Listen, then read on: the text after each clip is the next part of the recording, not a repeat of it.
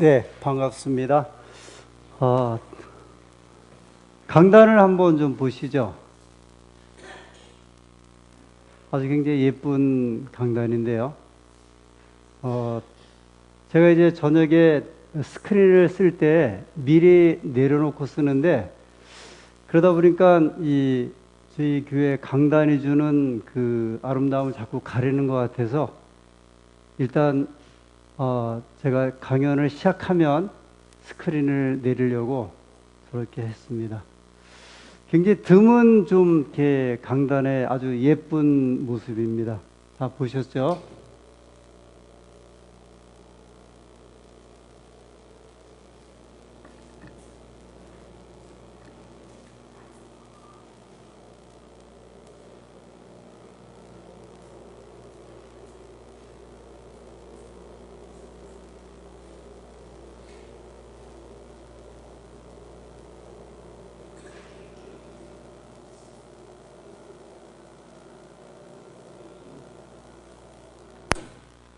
특별히 이 강단의 나무나 꽃을 위해서 수고를 많이 하시고 헌신하시는 우리 전집사님에게도 감사를 드립니다.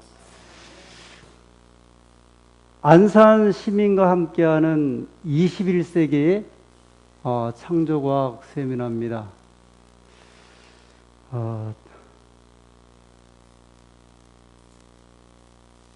기대가 많이 되십니까? 별로 안 되시는가요? 저도 아주 기대가 크고, 또 이기호 목사님이 그 연락하기를 이번에 많은 사진과 영상을 또 본다고 이야기를 하시더라고요. 이 목회자마다 이제 그 연구하는 분야나 그 다음에 관심 있는 분야가 다르기 때문에 그분들이 가지고 있는 자료를 저희 모두가 또 목회자들이 똑같이 갖고 있지는 못하거든요. 이 건강에 관해서 관심이 많은 목회자는 이제 그쪽으로 굉장히 많은 자료들을 모아놓고 있고요. 예언에 관해서 관심이 많은 분은 그 예언적인 자료가 엄청나게 많고 또 좋은 게 많습니다. 제가 생각하기에 이기호 목사님이 태광삼육 초등학교에서 창조과학관에 또 관장으로 계시고, 거기 가보시면 공룡도 다 그분 목사님 있을 때 공룡 만들어 놓고요. 창조과학관을 또 만들어 놓고 그 안에 가보면 이기호 목사님이 모아놓았던 뭐 나비들, 뭐 곤충 이런 거 다 전시를 해놨거든요. 그래서 제가 기대하기에는 이번에 그 부스러기라도 제가 좀 많이 얻을 수 있겠다는 생각이 들고, 또 분명히 좋은 자료들을 가지고 이번에 오셔서 또 저희들에게 이 창조에 관해서 아주 좋은 그 강연을 해 주실 것으로 기억을 합니다.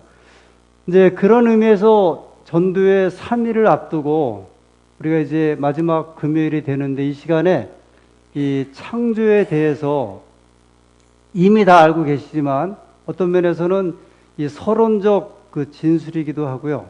또 서론적인 내용으로 이 창조와 진화에 관해서 잠깐 말씀을 드리는 시간을 갖도록 하겠습니다. 21세기 지구 창조 이야기인데요. 지금 왜 창조의 이야기를 전하는가? 뭐 이미 다 아시고, 제가 이제 하나님의 백성이면 뭐 분명하게 이해를 하시리라 생각이 되는데, 하나님께서 세상을 창조하심을 믿으십니까? 어떻게 믿으세요? 하나님께서 그 모든 만물을 만드신 것에 대해서 확실하게 믿으세요? 며칠 동안에 만드셨어요? 여세 동안에, 6일 동안에. 누가 만드신 거죠? 하나님께서. 모르겠어요. 이번에 이제 우리 이 목사님 강연 중에 혹시 거의 언급될지 모르지만 6일 동안에 창조했다고 믿는 하나님 백성들이 그렇게 많지는 않아요. 의외로요. 저희가 이제 한번 그런 기회를 좀 갖게 될 터인데, 예를 들어 창조의 하루가, 하나님이 세상을 6일 동안 창조하셨을 적에 그 하루가 오늘 같은 하루라고 생각하지 않는 경향이 굉장히 많아요. 예를 들어서 신학자들 사이에서는 거의 그 사실을 안 믿는데요.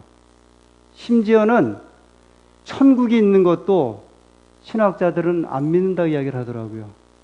전에 삼육대학교의 그 신계훈 목사님하고 조대원 목사님이 그 신학회, 일반 이제 신학대학, 지금은 일반 신학대학에서 저희 삼육대학 신학과를 회원으로 이 사람들이 인정을 안 해서 그 회의에 못 가는데, 세미나도 안 가는데, 한 30년 전, 35년 전만 해도 그 당시 우리나라에 정식 신학대학은 10곳이 있었는데, 저희 삼육대학 신학과가 그 신학회 멤버여서 1년에 몇 번씩 하는 세미나를 이제 목사님들이, 교수님들이 가셨대요. 근데 한번 신계훈 교수님하고 조대원 교수님이 가셨는데, 한 신학대학의 그 학자가 강연을 하는데, 실제로 존재하는 천국은 없다, 그렇게 이제 강연을 하더래요. 너무 놀래갖고 질문을 했답니다. 근데 이제 그런 강연을 듣는 다른 신학자나 교수는 전혀 뜻밖이라는 표정이 아니더래요.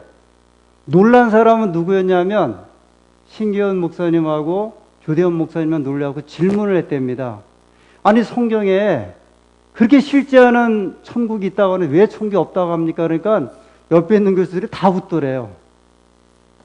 그게 한 35년 전에 신학회에 참석했던 두 목사님이 그런 이제 이야기를 하시더라고요.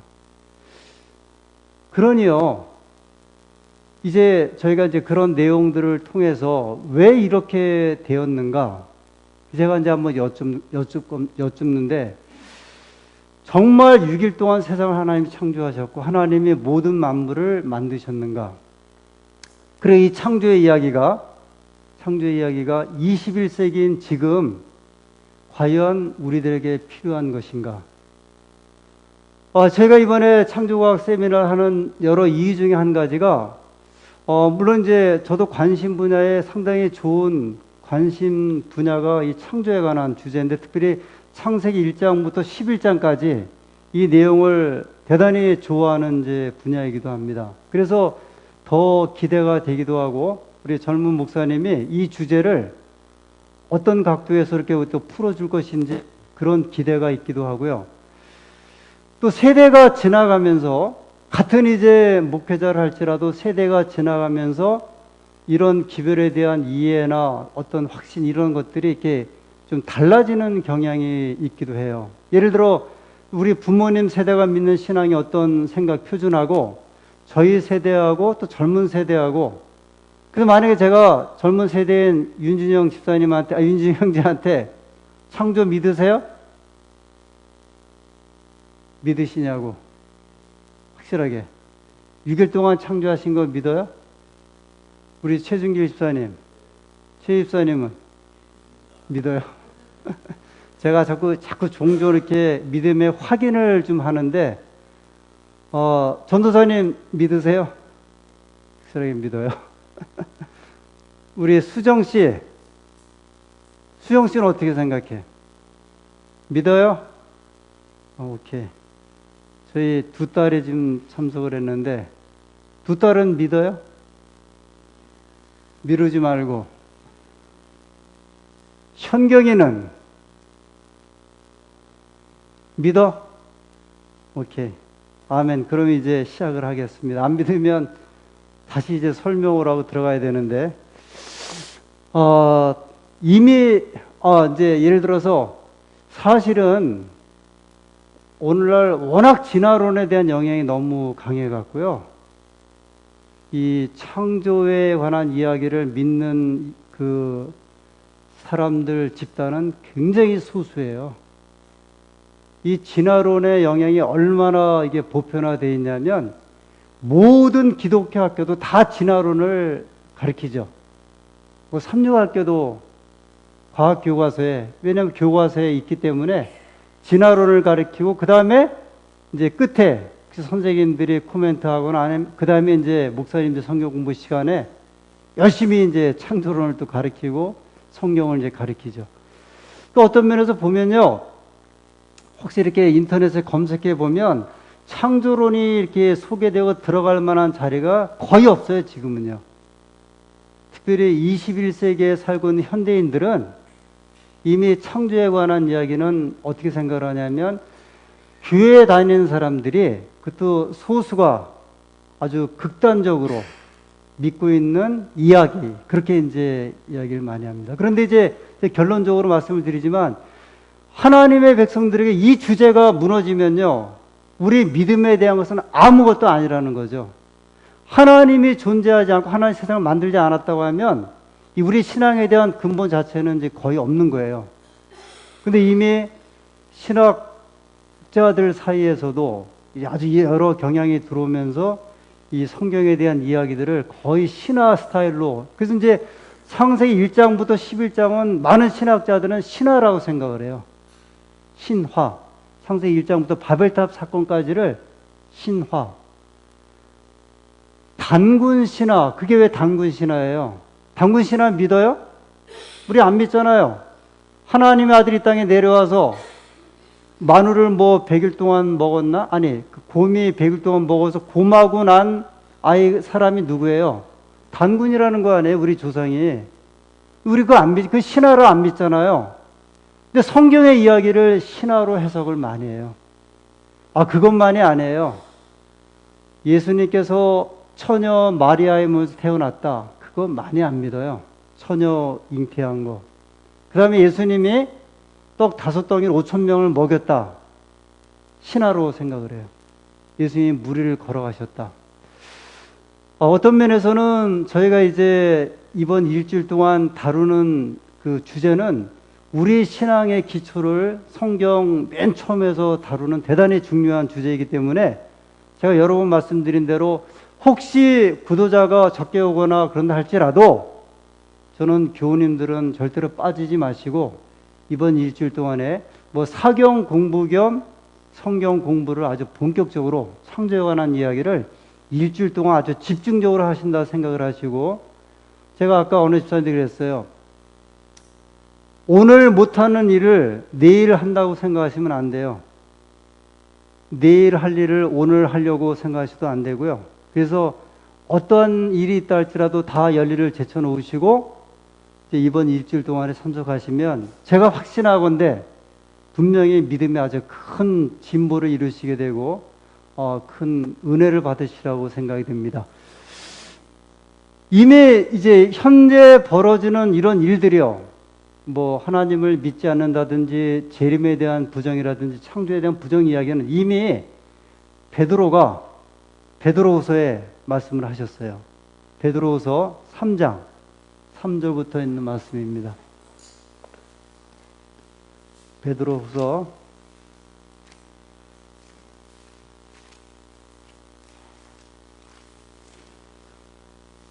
3장 3절부터 제가 이제 한 절씩 읽으면서 말씀을 드릴게요. 먼저 이것을 알지니 말세에, 어느 때예요? 말세, 마지막 때에 희롱하는 자들이 와서, 뭐 희롱하는 자들이 이제 아주 이렇게 비꼬는 자들이, 뭐 비웃는 자들이 와서 자기의 정욕을 조차 행하며 희롱하여 가로되, 4절. 이제 여기에 보면 세 가지를 가지고 희롱을 한다 그랬어요. 근데 첫 번째가 4절에 나오는데, 가로되 주의 강림하신다는 약속이 어디 있느뇨? 이거 뭘 가지고 희롱한다는 거예요? 재림 문제야, 재림. 강림에 대한 문제예요. 그러면서 주의 재림하신다는 약속이 어디 있느냐? 조상들이 잔 후로부터 만물이 처음 창조할 때와 같이 그냥 있다 아니에요. 그렇게 예수님이 오신다 하시는데 예수님이 재림하시는 것이 어디 있느냐? 이게 사실이요, 이 베드로가 이 말씀을 기록할 때는 예수님 승천하시고 30-40년 그 전후일 텐데, 이제 벌써 이때 제자들이 이제 일관된 사상은 십자가에 매달린, 그래서 우리를 구원하신 예수님이시고 그분이 다시 오신다는 이야기인데, 근데 그 문제를 가지고 베드로는 뭐라고 이야기를 했냐면요, 이 마지막 때에 대한 말씀을 이야기를 하면서 말세에 희롱하는 자들이 와서 주의 재림하신다는 약속이 어딨냐, 재림에 관한 이야기입니다. 5절. 이는 하늘이 옛적부터 있는 것과 땅이 물에서 나와 물로 성립된 것도 하나님의 말씀으로 된 것을 저희가 불어 잊으려 함이로다. 5절. 이 5절은 뭐를 가지고 또 희롱하겠다는 이야기예요? 창조예요. 지구가 물에서 창조됐잖아요. 땅이 물에서 나와 물로 성립한 것도 이 창조에 관한 이야기예요. 두 번째, 마지막 때 이 말세에 사람들이 창조에 관한 이야기를 가지고 이제 희롱하겠다 이야기를 합니다. 6절, 세 번째 이야기예요. 이로 말미암아 그때 세상은 물의 넘침으로 멸망하였으되. 무슨 사건이 물로 멸망하는 사건이에요? 노아홍수예요. 노아홍수. 그래서 우리가 이제 창조론 공부하고 창세기 1장부터 11장을 이제 우리가 보면 특별히 노아홍수는 창세기 6장부터 8장에는 엄청나게 큰 사건이거든요. 사실 노아홍수를 우리가 인정을 해도 하나님께서 세상을 어떻게 이끌고 계신지를 이해할 수 있는데 노아홍수에 대해서도 아주 전면 이제 부정이죠. 전혀 믿지 않습니다. 아마 이번에 모르겠어요. 혹시 이번에 다뤄지지 않으면 이 노아홍수와 관련된 또 주제를 제가 다룰 필요가 있다고 생각이 됩니다. 그래서 베드로는요, 베드로서 3장 3절부터 마지막 때에 이 땅에 있는 하나님을 불신하는 사람들이 예수님의 재림, 하나님의 창조, 그리고 노아홍수를 가지고 이 하나님 백성을 이제 이게 하나님 백성만 기록하는 것이 아니라 마치 이제 손을 들어서 하나님을 이제 희롱하듯이 그거를 이제 증거를 이렇게 이제 내놓으라고 하는 이런 어떤 희롱하는 이들이 있겠다고 말씀을 했습니다. 이런 점에서 이 창조에 관한 이야기가 이미 2000년 전에 베드로를 통해서 오늘날 벌어지는 일들이 이미 이제 보여지는 거예요. 이런 이야기들이 어떻게 사람들에게 이제 받음을 되고 인정이 되고 또 반대적으로 말씀드리면 이제 희롱의 대상이 될 것인지를 이야기를 했습니다. 제가 이제 오늘 뭐 전체 창조 진화론을 이렇게 자세하게 말씀드리지는 않고요. 이제 개요적인 면에서 말씀을 드리게 되는데 이 세상의 기원에 대한 이야기는 이제 아주 크게는 이제 두 가지죠. 뭐 세 가지도 말씀하는 분이 있어요. 그 불가지론이라고 해서 이 헉슬리가 이야기를 했죠. 살아보지 않았는데 우리가 그때 있지 않았는데 어떻게 알겠느냐? 우리 6000년 전, 또 10,000년 전, 또는 뭐 10만 년 전의 이야기를 우리가 어떻게 알겠느냐? 그래서 이건 모른다. 이제 그게 불가지론이란 이야기가, 불가지론 한 이론이 있는데 크게 이제 이야기되진 않고요. 크게는 이제 두 가지예요. 창조론, 진화론. 근데 대세는 뭐예요? 지금 대세는 진화론이에요.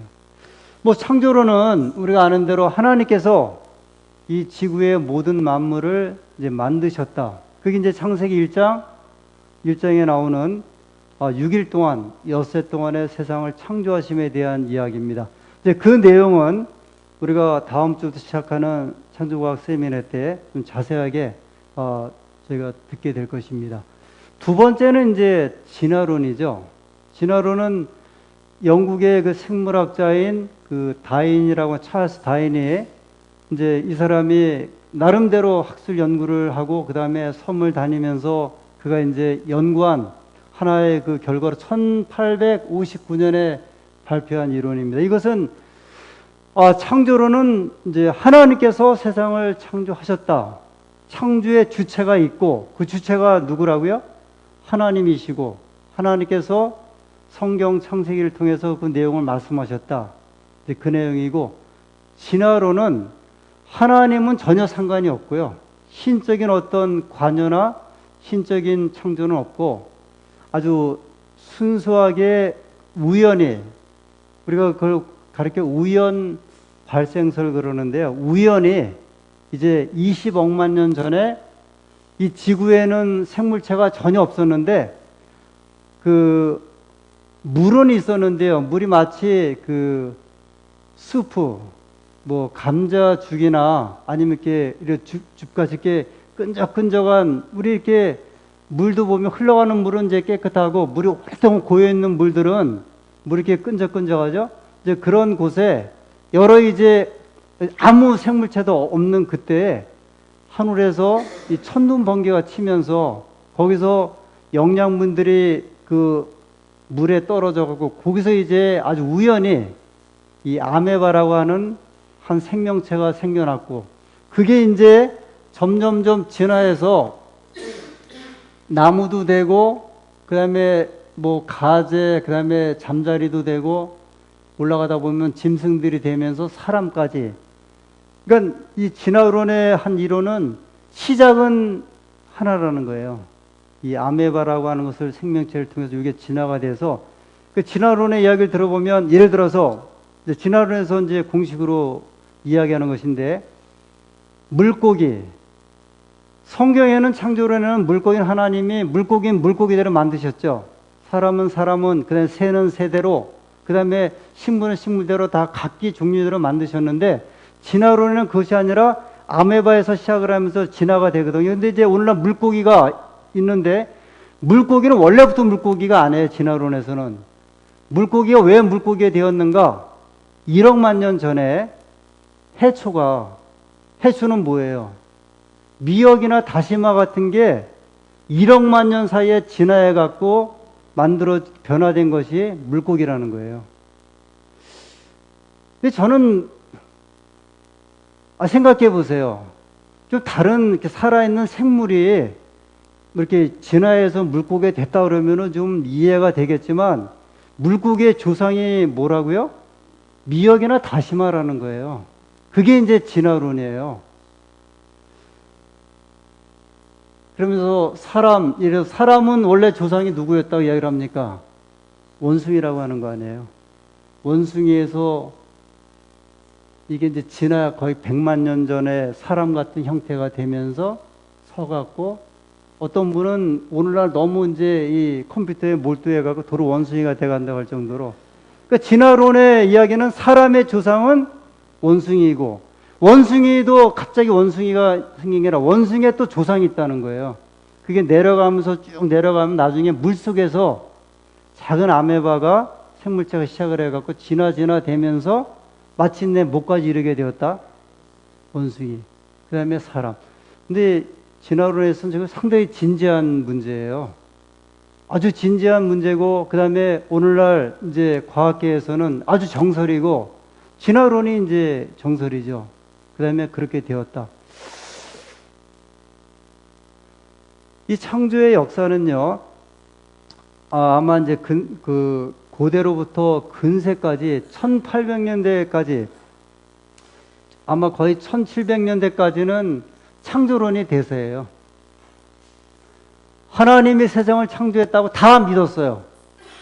특별히 왜 그랬냐면 유럽 같은 경우에는 1260년 동안 그 유럽을 지배했던 종교가 가톨릭이었고 그 가톨릭이 어지간한 이단은 다 사실 이렇게 죽였거든요. 뭐 종교적, 과학적 모든 이단들은 다 이제 그 핍박을 할 때 역시 이제 모든 학문도 이 가톨릭에서 그래서 그 학문 중에 하나가 스콜라 철학이라고 하는 철학이래요. 근데 그것이 이제 그 모든 학문의 이제 아버지가 되는 이제 그 학문이었는데 그런 영향으로 이미 사람들에게 세상을 창조하신 존재는 하나님. 그건 아주 그냥 보편적이 됐어요. 그런데 불란서에서 1789년에 혁명이 일어나요. 그 유명한 불란서 혁명이 일어나면서 그 황제도 이제 잡아다가 이제 죽이고, 그 다음에 모든 이제 그 어떤 가르침이나 이런 것들이 다 폐기되면서 그때까지도 유럽을 지배했던 것은 이제 종교였고요. 굉장히 지나쳤죠. 지나치면서 이 소위 문해 부흥 운동이라고 하기도 하고 르네상스라고 하기도 하고요. 또는 인본주의라고 해서 전까지는 신본주의, 신을 중심으로 신이 이제 모든 학문의 중심이고 모든 체제의 중심이었던 데에서 인본주의로 바뀌게 돼. 인본주의는 인간제 중심의 이제 사상이에요.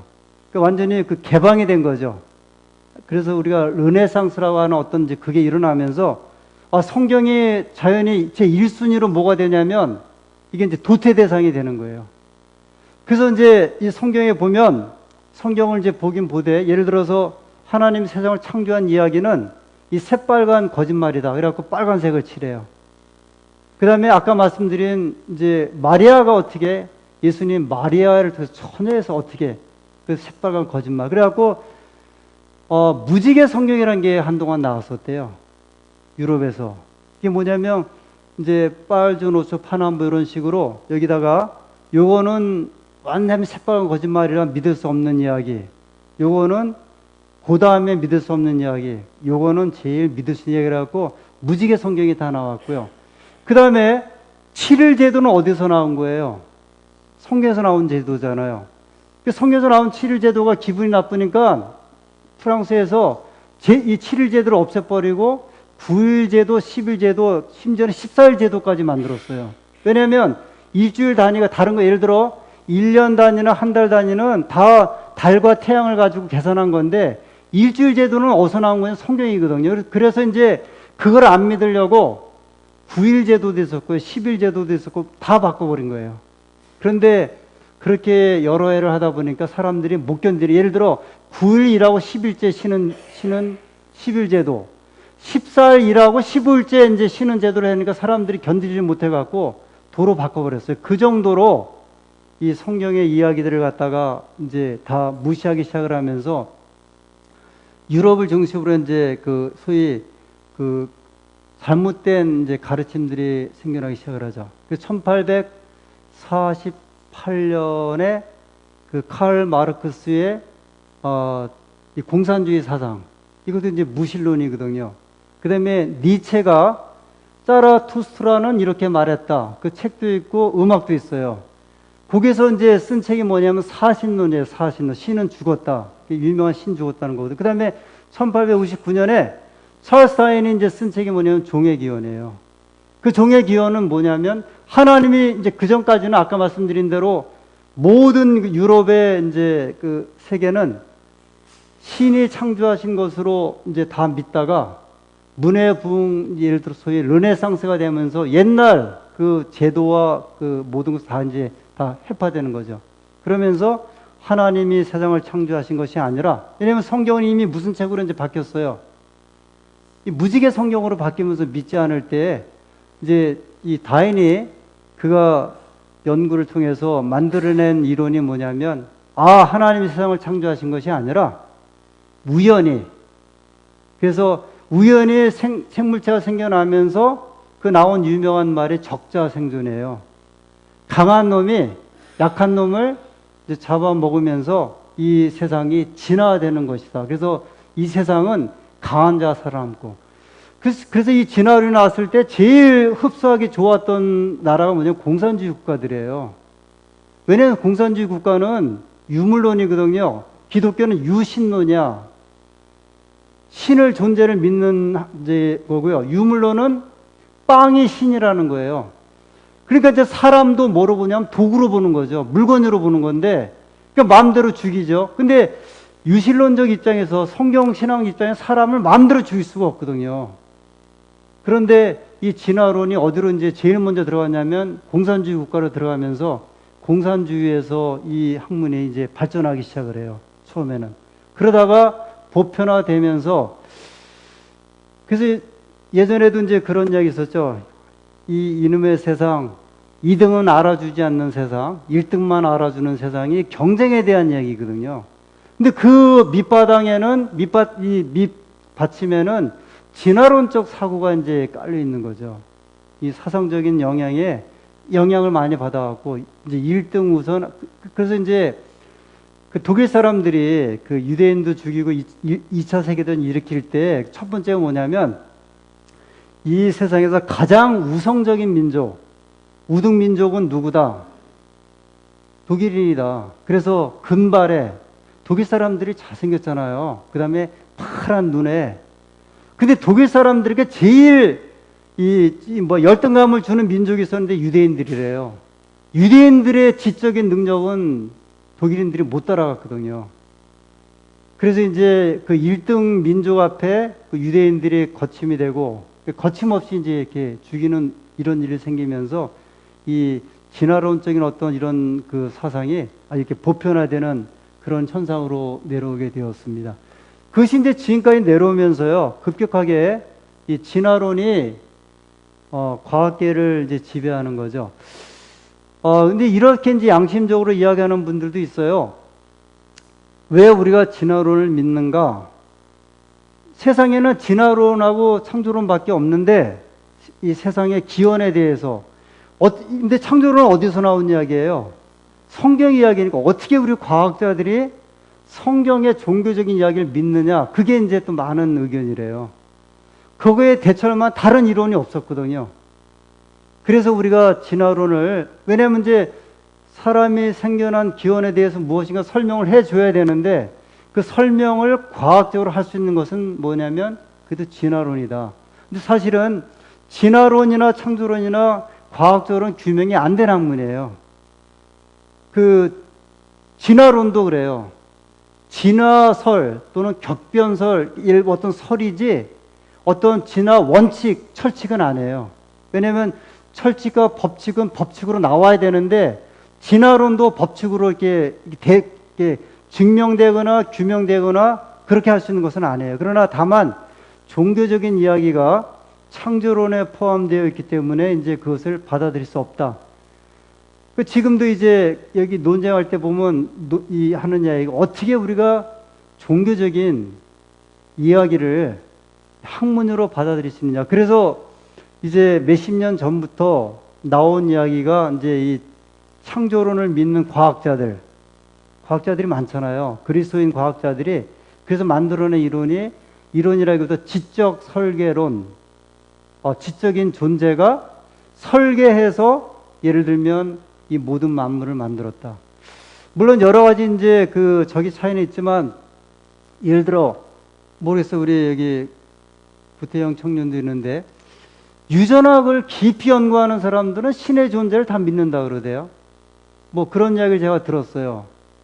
너무 신비해갖고, 그러니까 인체의 어떤 이런 게, 이건 우연히 생겼다고 하기에는, 우연으로 이끌고 가기에는 너무 신비한 그 인체적인, 그러니까 사람의 구조, 어떤 작용들, 그 다음에 우리 생태계에 있는 모든 이런 것들이 우연이라고 하기에는 너무 정확하고 너무 분명해서 어떤 신의 존재를 인정 안 할 수 없는 이제 그런 상태라는 이야기를 종종 많이 해요. 저 별들을 깊이 연구하신 분들,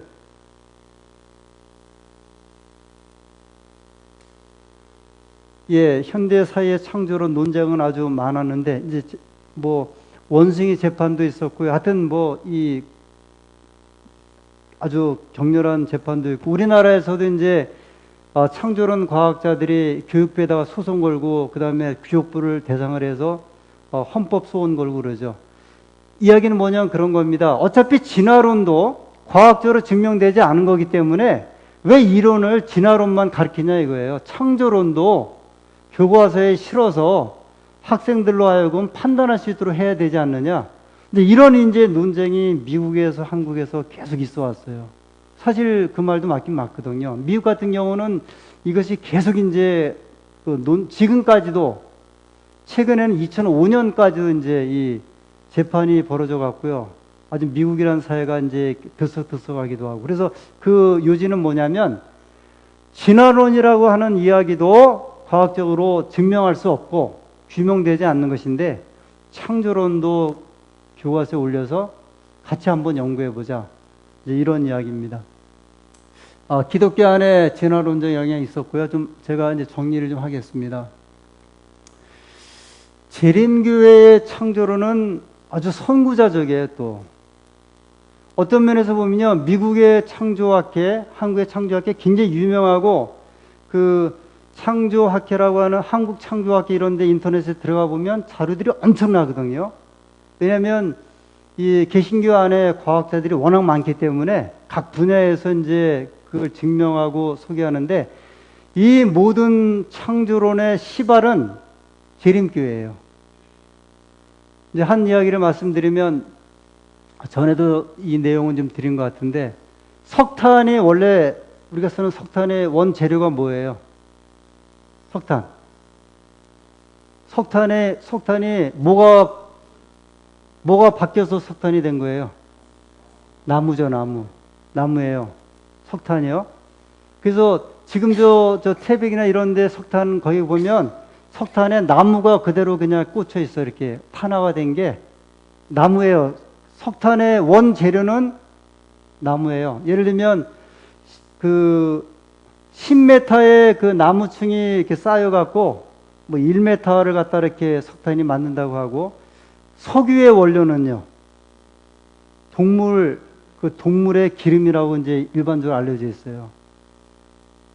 근데 그게 어느 때 시작된 거예요? 노아홍수 때잖아요.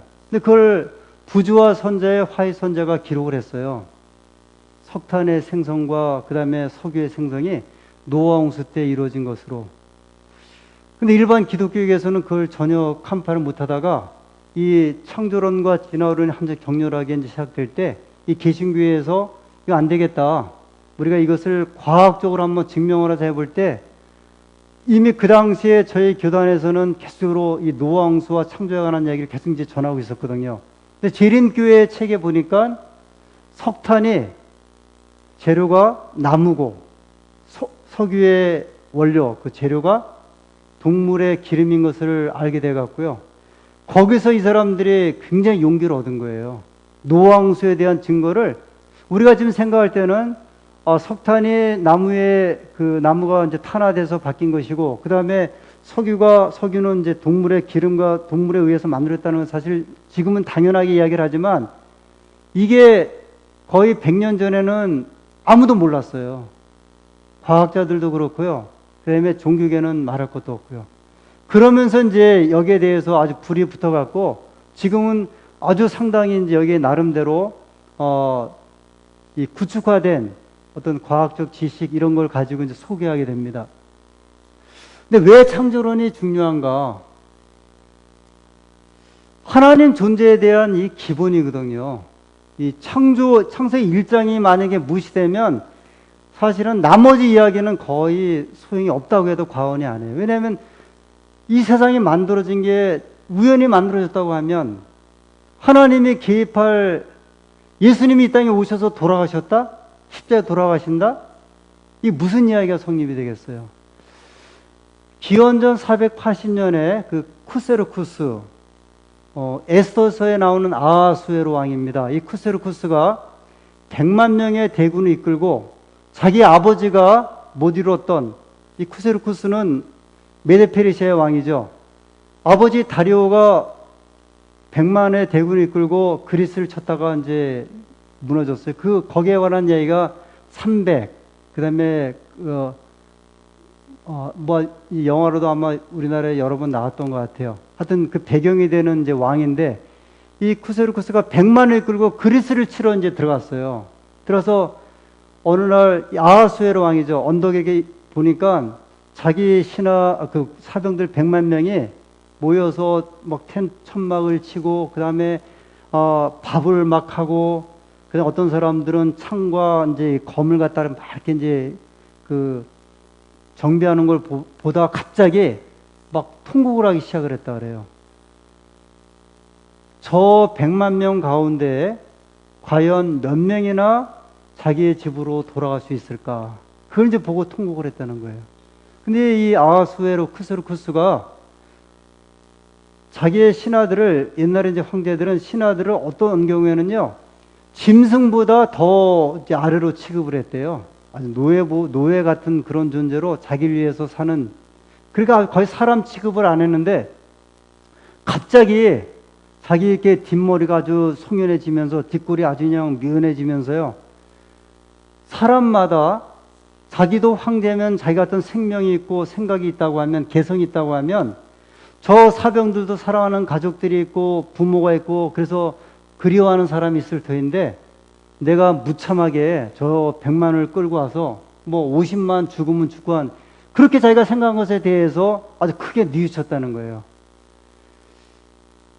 그 전까지는 사병들을 도구로 생각을 했어요. 전쟁을 위한, 제국을 위한 도구로 생각을 했다가 갑자기 전쟁터에서 그 병사들을 바라보면서 하나의 생명의 가치로 본 거예요. 진화론은요, 이제 단적으로 말씀드리면 우리의 조상이나 사람의 어떤 가치를 짐승으로 보는 이론이에요. 우리의 조상이 뭐예요? 원숭이인데, 원숭이에서 내가 바뀌었는데 가치가 있어요, 없어요? 그러나 창조론은요, 우리의 그 조상, 우리의 어떤 존재를 하나님의 형상으로 보는 그 사상이에요. 이것은 그냥 인간적인 어떤 짐승이 그게 아니라 우리의 사람의 근본이 어디까지냐면 하나님이에요. 그 이야기가 창세기 1장에 나오잖아요. 보고 이제 마칠게요. 창세기 1장 26절. 창세기 1장 26절, 27절. 제가 읽겠습니다. 하나님이 가라사대 우리의 형상을 따라 우리의 모양, 우리의 형상이 누구예요? 하나님의 형상을 따라 우리의 모양대로 우리가 사람을 만들고, 사람은 누구의 형상 따로 만들어졌어요? 하나님의 형상. 27절에 하나님이 자기 형상 곧 하나님의 형상대로 사람을 창조하시되 남자와 여자를 창조하시고. 여기 유명한 이 이야기입니다. 하나님의 형상은요, 이 성경을 믿는 종교는 우리의 형상을 하나님의 형상으로 생각하는 대단히 중요한 이 가르침이에요. 근데 진화론은요, 그건 도구예요. 도구에 아무 적이 없어요. 그게 나중에 기원을 보면 그냥 무생물, 그냥 저 아메바 같은 그런 어떤 존재들이에요. 그러므로 우리가 이 21세기 이 세대를 살아가면서 이 하나님의 창조 정신, 생명 사상, 하나님의 형상에 대한 구현을 이 땅에 있는 저희들이 이루시기를 간절히 소원하기 때문에, 그래서 사람이 다 이제 귀하다는 거죠. 다 사람은 지금 이제 성경은 진화가 아니라 태화예요. 태화야. 저기 화해분이 계시가운데 보니까 아담이 섰는데 그 옆에 누가 서 있냐면 예수님이 서 있는데 예수님의 머리가 아담의 어깨에 닿았다 그랬어요. 사람은 태화예요. 무드셀라가 969세까지 살았어요. 근데 나중에 시편 90편에 모세가 우리의 인생이 몇이요? 70, 80. 그건 태화예요. 진화가 아니라 성경은 사람이 범죄한 이후로 태화라고 이야기를 하지, 진화로는 늘 진화된 데잖아. 더 좋은 것을 안 해요. 성경에는 사람이 어떻게 돼요? 1000살까지 살았어요. 무드셀라, 아담 930살까지 살았고요. 그런 인간들이 점점점 죄의 영향을 통해서 어떻게 돼요? 600세, 500세, 180세, 90세, 80세로 내려온 거예요. 진화가 아니라 태화예요. 그 태화된 사람의 형상을, 우리가 다 이제 얼굴 다 찌그러졌잖아요, 이제. 다 이렇게 막 주름 생겨 하는 이것이 하나님께서는 하나님 형상에서 회복하는 것이 성경의 이야기예요. 그 창세기 1장, 2장은 낙원의 이야기죠. 3장부터는 신낙원이에요. 낙원을 잃어버렸어. 그 다음에 요한계시록 21장부터는 낙원이 다시 시작되는데 그 낙원이 복낙원이라고 그래요. 낙원의 회복. 저희가 이제 그 정점에 거의 끝에 오면서 이 창조 이야기를 다시 6000년 전의 이야기를 듣게 되는데, 기도 많이 하시고요. 특별히 이 기도를 듣기를 소원하시는 가운데 하나님 은혜를 아주 풍성히 받는 우리 모든 교우님들 되시기를 간절히 소원합니다.